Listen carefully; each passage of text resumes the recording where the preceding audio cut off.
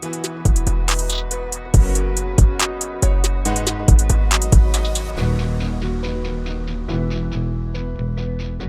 to FOB TV, the future of business. I'm your host, Kevin Benedict. I'm a futurist and lecturer here at TCS. And I want to thank all of you guys for joining us today. My guest is Matt Laukaitis. Matt, thanks for joining us. Hey, thank you, Kevin. Thanks so much for the opportunity. I really enjoy what you and the team are doing here. That's awesome. So, Matt, we've known each other forever. We were just talking about, we've both been in high tech for decades and decades and decades.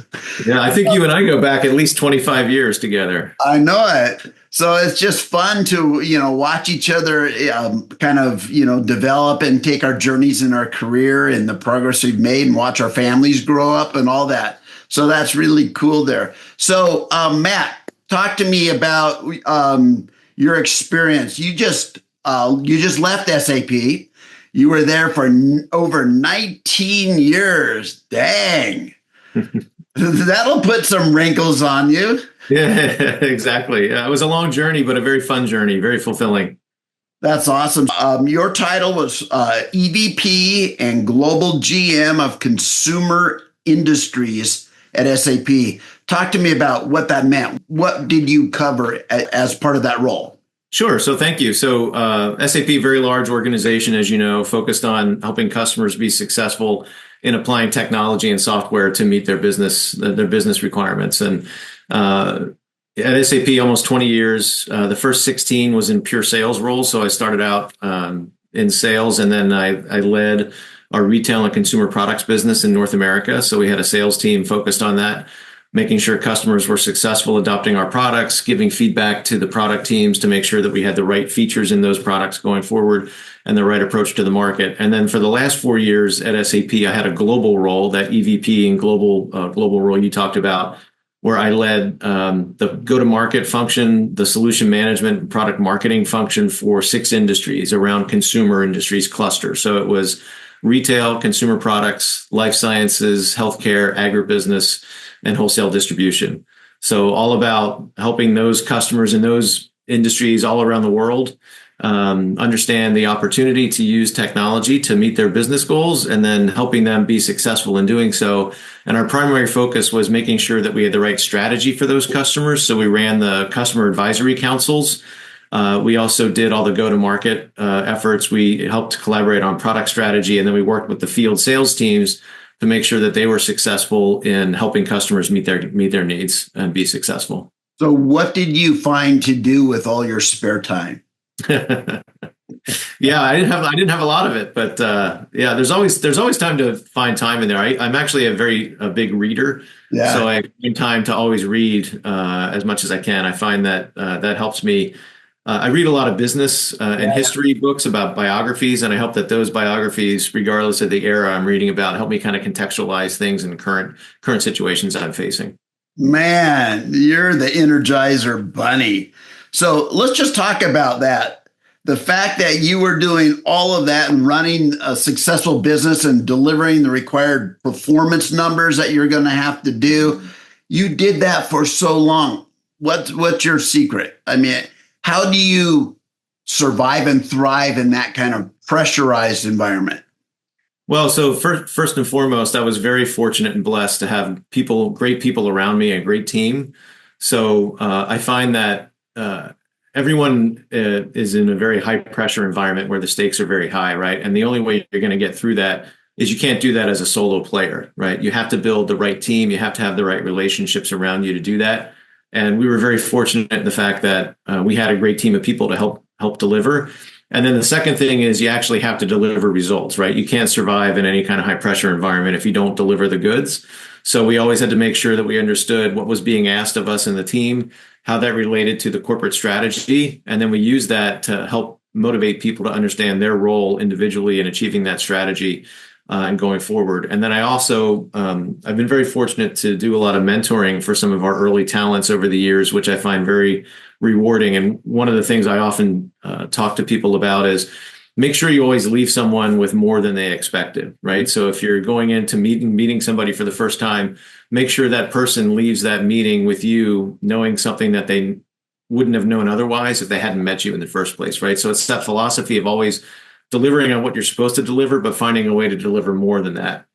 Oh man, I just I can appreciate that kind of environment. When I think of SAP, I always think of SAP as like this massive aircraft carrier, this giant ship. Yet change is happening so quickly everywhere. How does a giant enterprise like that navigate when the pace of change is accelerating so much? Well, I think this is one of the things that really separated SAP from its peers. I'm very proud of the work our teams did at SAP over the years. SAP remains one of the truly great companies in the world, right? If you take a look at what they've done and continue to do. But SAP is really, really good at organizational discipline around setting a path and then enabling people to achieve that path, right? So it all comes down to communication. Setting the North Star of what we're going to do. And you're right, it is kind of a large aircraft carrier. That's a good analogy, right? Where you've got this massive momentum and inertia, and you got to figure out a way to keep that going because that's delivering the business. But you also have to make sure that you're driving forward in the area that you're steering it in the right areas going forward. So SAP is really good at setting a direction and then cascading that direction down through multiple levels. And at each of those levels, it comes down to communication, leadership, understanding so that people really understand how they can buy in to make that vision come true. And it all really focuses on customer success. I mean, that's the key is you have to have that ultimate guiding principle, which is no matter what we do, we think these are the right strategies and we think our people are going to contribute to those strategies. But let's not forget about customer success is the hallmark for how we're going to measure ourselves. When we're talking about accelerated change and the requirement to try to stay on top of the change and keep our clients and customers happy. That's such a challenge because people want a winning formula that is stable. Your employees would like to just year after year do the same plan so they could, get accustomed to it, be used to it, make it habit forming. But that's not how the world works anymore. Change is happening at such a huge pace. How do you motivate people that work for you, Matt, to continue to be filled with energy and motivation when things change so fast? Yeah, absolutely. It's a great question because that really is where things get tested inside an organization and inside a culture, right? Where the stakes are always high, the growth is always expected, the pace of change continues to accelerate, as you noted. I really think it comes down to a couple things. The first is leaders, the most successful leaders, in my opinion, need to show stability and consistency, right? So no matter what happens, people count on their leaders to lead them in times of change, and they also count on their leaders to be consistent. So they know no matter what happens, all the machinations at the leadership level, those leaders have to stay consistent and provide that face of consistency to the team to give them the confidence that they're going to be able to move through that change effectively.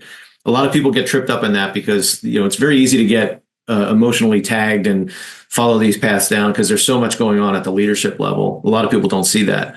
The second thing is there's this concept of organizational motivation and then individual motivation, right? So you have to set the right direction for the organization, but then you also really have a deep understanding on the individual people in your team and what motivates each and one of those people. And here's where leaders rely upon their own leadership structures, if they've got leaders underneath them, or having their ability to stay connected to people. So as I took different leadership roles at SAP, I found one of the things I struggled with was how do I stay connected? What's the right formula for staying connected to the right number of customers, for example, as my customer organization responsibilities grew? But it's the same thing from an organization perspective. How do you make sure that you're presenting yourself so people feel they're connected to you, even though you might have hundreds of people? But then what are the techniques and tools you can use to actually stay connected so you actually hear the right thing? So, doing a lot of lunch and learns or skip level conversations where you're just informally calling someone up who's maybe a few levels away from you, just to stay connected and understand what their pressures are and how they're manifesting themselves. And you got to do that in a way that keeps your leaders engaged as well. It's not about cutting out those leaders underneath you, but it's about staying connected so you can hear what's going on in the organization. Oh man, that's so powerful in any organization. So let's talk about enterprise transformation, Matt. That's a concept, and that's something I think we've all been deeply involved in constantly over the last couple decades here. Now, you've had the personal opportunity of working with hundreds, if not even thousands, of companies out there in the course of your career. What have you learned from that experience when it comes to enterprise transformation and the best way of processing and going through that journey?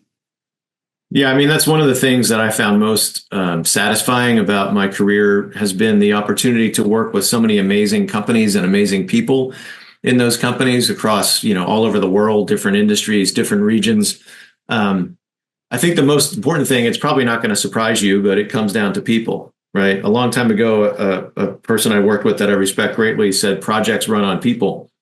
And that's really true, right? So I think when you talk about enterprise transformation, you talked earlier about the pace of change continuing to accelerate. There's a lot of organizational exhaustion out there in terms of people constantly, reinventing themselves, and the boards and the leaderships of companies demanding more and more from people and more, growth, returns, efficiency, those sorts of things. But you got to be really honest with yourself as an organization. What are you capable of?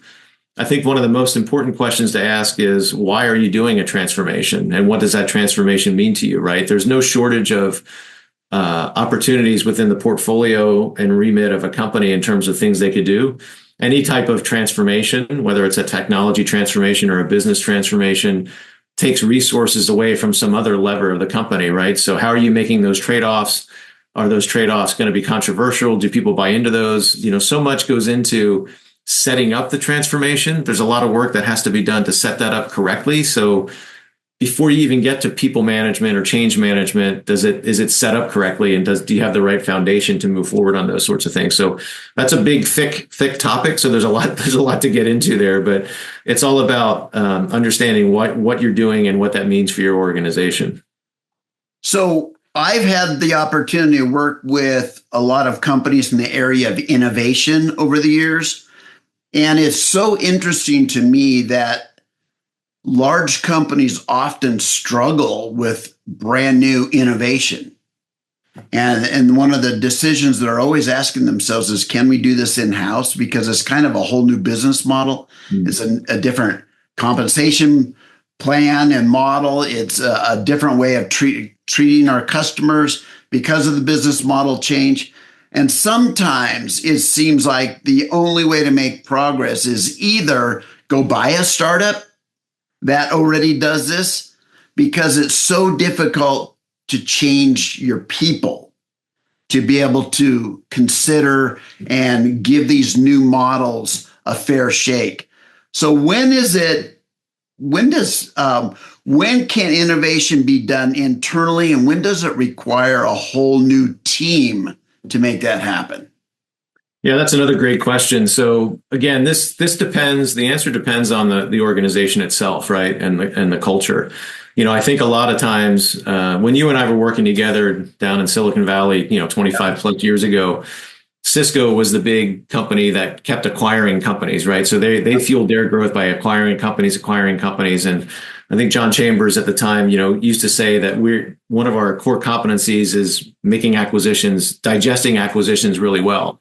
And then you saw a lot of other companies say, oh, we're really good at making acquisitions. And the reality is only Cisco and a few other companies were really good at acquiring acquisitions and making them successful, right? There's a whole minefield there, right? But this is where it gets to organizational honesty, right? Can you actually, as an organization, do you have the kind of culture that can absorb another company or another flavor of innovation and do that in a way that's going to be beneficial for everybody? Or are you going to do things like setting up an us versus them kind of environment inside? Is it very clear to understand what the purpose of that innovation is, where you're spending that money to acquire that company compared to other investment alternatives? So I think it just comes down to organizational honesty. What are the things we're good at? Some of the most successful companies in the world that I've been privileged to work with, if I look at what makes one company in one region successful and see another company, there's a lot of pattern recognition there in terms of, hey, what are we good at? And what are we not good at, right? So there's a lot of companies that can do both, right? There's companies that can say, I'm really good at incremental innovation, and I'm really good at delivering new solutions on top of the solutions we already have, whether it's a new business offering or an extension or moving into an adjacent industry. But there's other things I might not be good at. I might not be good at doing, say cloud-based development or something like that. That requires a whole different kind of skill set. The other thing when you think about innovation is, where does the talent exist, right? Because there's such a war for talent out there in the marketplace. You might have an innovation path and you might have the right culture to do innovation, but you might not have the ability to attract people to fulfill that innovation, or you might not be able to attract them quickly enough. So therefore, you've got to go acquire somebody to do that and then manage the acquisition from that perspective. So there's a lot going into that, but I think the most important thing when you're talking about whether an enterprise transformation or whether you're talking about innovation is just this concept of organizational honesty. Just be self-reflective and honest with yourselves around what are we actually good at and what can we actually do. And then that gives you a lot of clarity in terms of what the right path is. Oh, man, that's so powerful. You and I, we can look at some of the powerhouse technology companies that we looked up to earlier in our career, and they're not doing so well nowadays. We look at Intel and some of their struggles. We look at HP. We look at Cisco, and it's not easy staying on top for a long time and making those transformations on a regular basis. Well, one of the technologies we all know about that's making the big changes across every industry right now is AI. Let's talk about that for a moment. I think every company is going to really need to deeply understand AI and its unique application to their own business, their own demographics, their own flavor, the products, the services that they offer. What are you seeing out there, and where does a company even start with AI? Yeah, this is another great topic. You're as a futurist, you're right on the forefront of all these things, right? So your daily work must be fascinating as well. And I'm very confident that you're handling that with the usual aplomb that you usually do. So, but AI is another one of those topics where there's so much confusion in the marketplace, right? You talk about pressure. There's a lot of peer pressure. There's a lot of pressure from organizations and boards. What is our AI strategy? What are we doing here? And there's a lot of pitfalls behind it, right? So I think first and foremost, you have to start with an understanding of why you're interested in moving into AI. And then more importantly, what you think you can accomplish, right? Because there's a lot of people that are just scrambling around trying to do things with AI that have no connection to the actual business. So they might do something that looks really good from an AI perspective, but it has zero value to the business, but it checks the box on an AI piece. And then the second thing is, and probably more important, good AI starts with good data, right? And there's a lot of even to this day, there's a lot of poor data lineage and data governance out in these companies where the data is not clean enough to support a very strong and robust AI strategy that's going to lead them in the right direction. It's the old garbage in, garbage out kind of concept, right? Where you got to be very careful. If you give too much responsibility to an AI algorithm with the wrong data and the wrong inputs, you could end up in a really bad spot. It's not going to be like Terminator bad, you know what I mean? But you got to be able to understand what the potential risks are in doing that. I wonder if they can make, and they seem like they could make, because humans could look at data and go, you know what, that's not right. Yeah. I just know that's not, something screwed up here because that data is not giving me the answers I want. Seems like they could also build that into the AI systems themselves too, where they recognize that the stream of data they're being fed, that's not real. Yeah. It'll reach a point where it will be smart enough to be able to process the data, cleanse the data first, and ingest data that makes sense to it. That's what I would imagine there. But you are used to, at SAP, looking at things from a big picture, a holistic picture, because, man, enterprise resource planning software is end to end. Where do you see the low hanging fruit for AI to just go in and make some significant contributions to a company's success?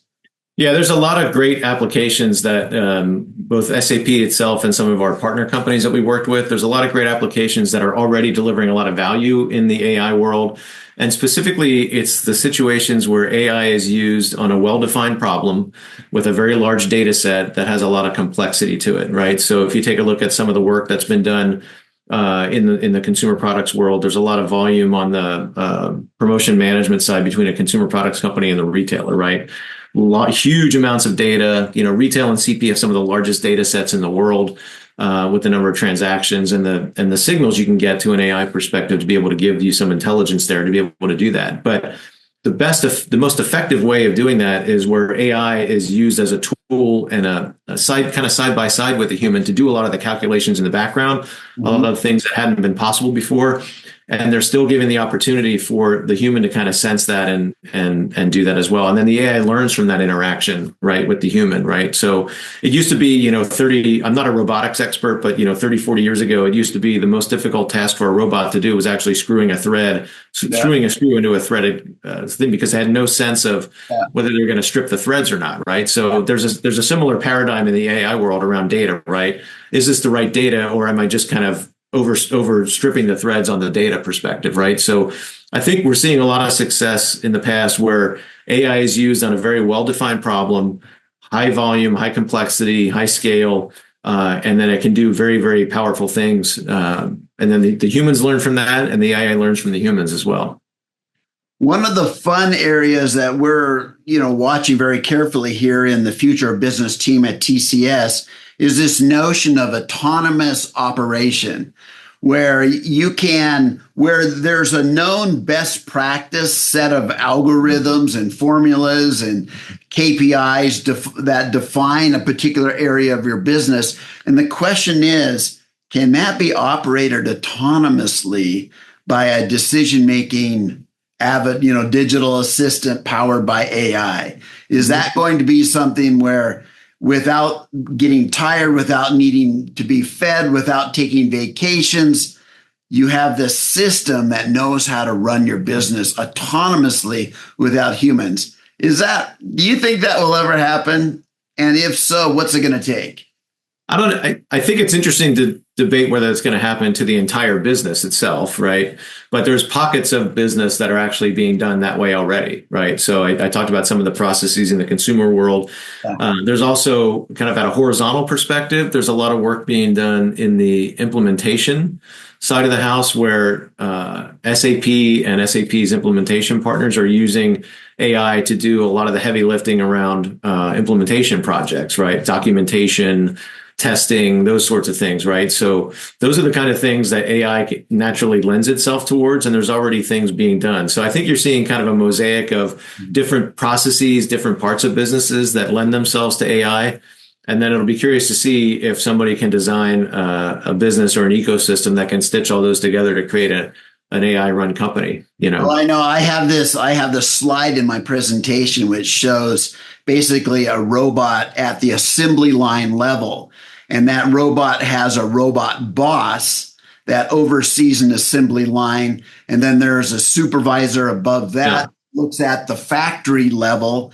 And then you have, executive level robots that are looking at all the factories, and then a board level robot that looks at all the KPIs across the world and presents all the data to a human, a group of human board members. And is that do you see a time when that might happen, Matt?